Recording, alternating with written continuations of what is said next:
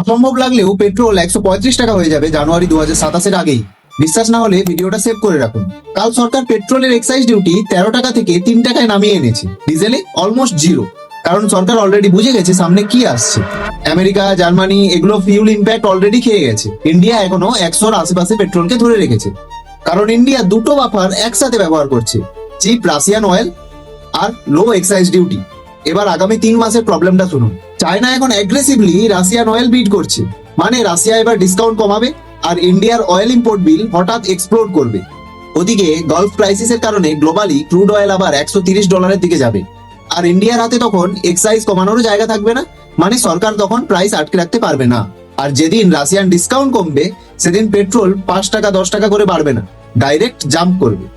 Petrol 135 টাকা হওয়ার সময় শুধু প্রবলেম পেট্রোলে থাকবে না, ইন্ডিয়ার প্রায় 85% ক্রুড অয়েল ইম্পোর্ট বেসড, আর ইন্ডিয়ার ইকোনমি হেভিলি ট্রান্সপোর্ট ডিপেন্ডেন্ট, মানে অয়েল শক কয়েক মাস পরেই ডাইরেক্টলি রিটেল ইনফ্লেশনে হিট করবে।